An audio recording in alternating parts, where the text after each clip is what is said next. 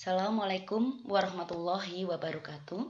Dewan juri yang saya hormati, izinkanlah saya Hanjar Giri Anggraini untuk mempresentasikan best practice yang berjudul SOSIS Upaya Meningkatkan Kompetensi Pelaku Ekonomi di SMA Negeri 2 Batang. Mengapa SOSIS? SOSIS berasal dari kata solver dan tabel hipotesis. Solver merupakan alat bantu untuk simulasi perilaku produsen, sedangkan tabel hipotesis adalah alat bantu yang digunakan untuk simulasi perilaku konsumen.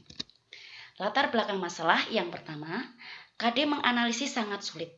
Peserta didik dihadapkan pada tuntutan kurikulum pada kompetensi dasar 3.3 dan 4.3. Kompetensi pelaku ekonomi merupakan materi yang sangat sulit dihadapi oleh peserta didik. Kemudian karena sulitnya materi menyebabkan respon peserta didik rendah. Di sini pada peserta didik yang mengantuk, bercanda, dan bercerita. Kemudian jika dilihat dari nilai menganalisis dan menyajikan, di nilai pengetahuan, peserta didik yang tuntas hanya sebesar 9%. Sedangkan di nilai keterampilan, peserta didik yang tuntas hanya sebesar 11%.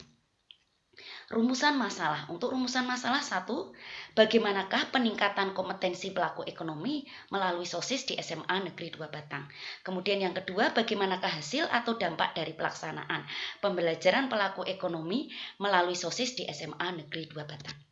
Selanjutnya, Dewan Juri yang saya hormati, strategi pelaksanaan kinerja yaitu melalui kegiatan pembelajaran di dalam kelas, di luar kelas, dan di lab komputer.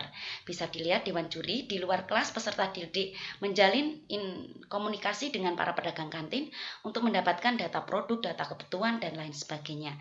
Sedangkan di dalam kelas, peserta didik berdiskusi dalam kelompoknya untuk memahami konsep produsen, konsumen, kemudian memahami dan paham mengenai SOSIS, menjalankan simulasi dan presentasi.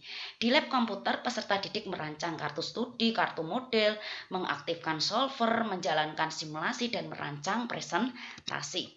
Kemudian tahap pelaksanaan kinerja ada 3 Dewan Juri. Tahap yang pertama yaitu tahap membangun kerjasama.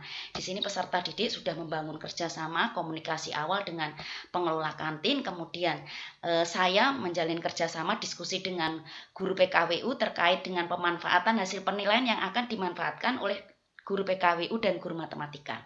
Kemudian kami bekerja sama dengan teknisi lab komputer dan laboran komputer.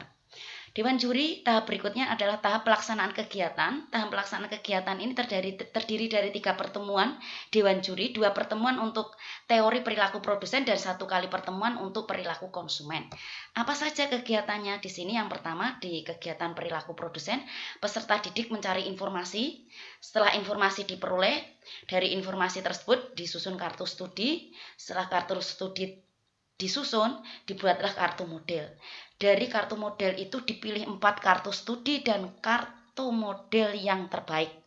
Setelah terpilih, peserta didik mengamati kartu studi dan kartu model yang terpilih. Di kegiatan yang kelima, keenam adalah peserta didik mengaktifkan solver. Kemudian di berikutnya adalah peserta didik menjalankan solver atau melakukan simulasi perilaku produsen. Pada pertemuan perilaku konsumen, apa saja yang dilakukan peserta didik? Yang pertama, peserta didik berdiskusi dalam kelompok untuk menentukan 2 macam barang dengan kendala anggaran yang dimiliki oleh masing-masing peserta didik. Dari informasi tersebut disusunlah kartu studi. Dari kartu studi yang ada dipilih 4 kartu studi yang terbaik.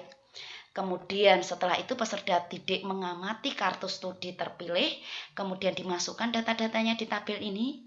Kemudian yang kelima, peserta didik belajar membaca gimana cara membaca tabel hipotesis. Kemudian yang keenam, peserta didik menjalankan simulasi perilaku konsumen. Tahap yang ketiga yaitu tahap penyajian. Di sini peserta didik menyajikan hasil analisis Dewan Juri. Untuk perilaku produsen, ini hasil analisisnya, menyajikan hasil analisis diambil dari answer report yang telah dijalankan menggunakan solver.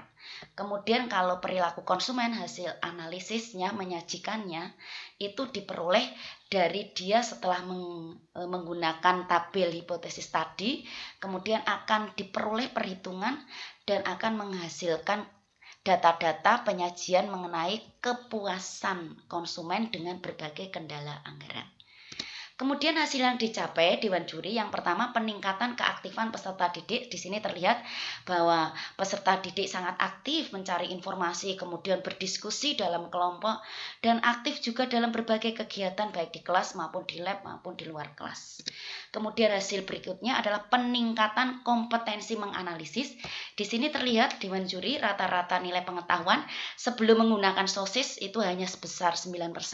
Setelah menggunakan SOSIS di tahun 2017, 2018, 2019 nilai rata-rata pengetahuan ini mencapai 86, 87, dan 88. Kemudian analisisnya yang dibuat oleh peserta didik juga benar.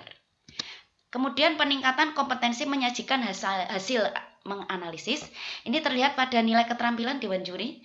Rata-rata nilai keterampilan pada tahun 2016 belum menggunakan SOSIS hanya sebesar 11% yang mencapai KKM. Tetapi setelah menggunakan SOSIS di tahun 2017, 18, 19 itu peserta didik yang mencapai KKM sebesar 86, 87, dan 88. Kemudian untuk dampak yang pertama ini peserta didik memiliki kemampuan analisis kuantitatif. Ini sangat diperlukan Dewan Juri untuk melanjutkan ke jenjang lebih tinggi. Kemudian peserta didik dapat menyusun kartu studi, kartu model, dapat memperoleh informasi mengenai keuntungan maksimal, kemudian input yang binding dan non-binding, terikat dan tidak terikat. Kemudian peserta didik juga memperoleh informasi mengenai kepuasan konsumen dengan berbagai kendala.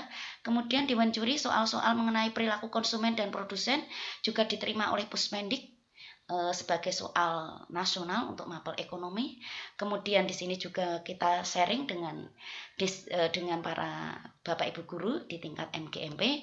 Kemudian juga artikelnya diterima di Jawa Pos dan diviralkan di Facebook. Kemudian di tahun 2019 juga ada peserta didik kita yang mewakili ke tingkat provinsi dalam lomba Olimpiade Sains Nasional bidang ekonomi. Kemudian kendala dan faktor Dewan Juri, kendalanya di sini ada 2. Kemampuan awal penguasaan MX Excel itu tidak sama Dewan Juri, sehingga kita harus menggunakan treatment. Kita latih dulu MX Excel-nya di luar jam KBM. Kemudian ketekunan dan kesabaran itu sangat dibutuhkan. Ya, karena simulasi perilaku produsen itu membutuhkan kesabaran yang tinggi. Faktor pendukung yaitu yang pertama kepedulian dan kerjasama, dukungan sarana prasarana, dukungan rekan guru, dan tentu saja Bapak Kepala Sekolah sangat mendukung, dukungan orang tua peserta didik. Kemudian alternatif pengembangan dan Bapak Ibu Dewan Juri, ini nanti akan kita kembangkan di proyek Ibu Integritas Berbasis Usaha di masa pandemi. Kemudian di semester 2 ini Bapak Ibu Dewan Juri di tahun 2021 nanti. Kemudian pengembangan solver untuk perusahaan besar, kemudian pengembangan model lain untuk tabel hipotesis, dan ini Bapak Ibu Dewan Juri simulasi solver dengan menggunakan HP Android ini, tapi syaratnya orang tua harus setuju. Kemudian yang kedua peserta didik harus mempunyai akun Office 365. Nah, nanti di situ ada spreadsheet-nya yang bisa digunakan. Untuk testimoni, ada testimoni dari teman-teman yang telah kita share di Facebook. Kemudian dari peserta didik nanti akan kita lampirkan di video lainnya.